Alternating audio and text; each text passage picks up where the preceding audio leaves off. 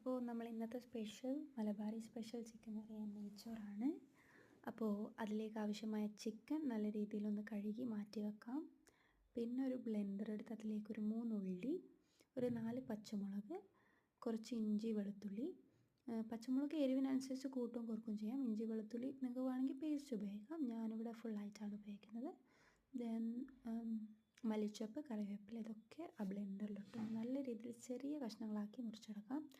പേസ്റ്റായി പോകരുത്, അതിന് മുന്നേ നല്ല രീതിയിൽ ചെറിയ പീസസ് ആക്കി മുറിച്ചെടുക്കാം. പിന്നെ നമ്മളൊരു കുക്കർ വെച്ച് അതിലേക്ക് വെളിച്ചെണ്ണയാണ് വയ്ക്കുന്നത്.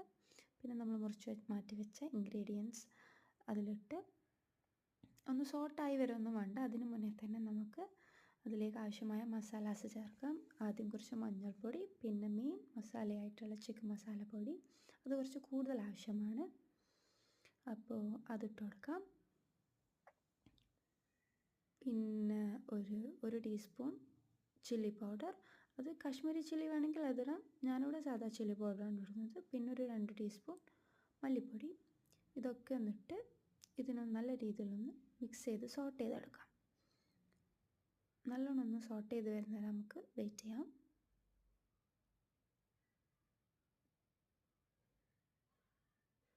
അപ്പോൾ ഇതൊന്ന് സോട്ട് ചെയ്ത് വരുന്ന സമയത്ത് നമ്മൾ കഴുകി മാറ്റി വെച്ച ചിക്കൻ, ചെറിയ ചെറിയ പീസാക്കി വെച്ച ചിക്കൻ ഇതിലേക്ക് ചേർക്കാം.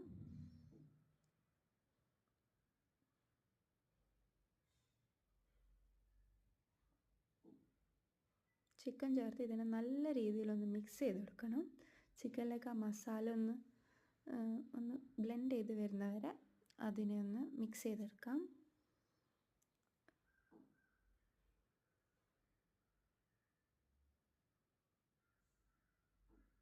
അപ്പോൾ 2 തക്കാളിയും കൂടി ഇടുന്നുണ്ട് ഞാനിതിൽ.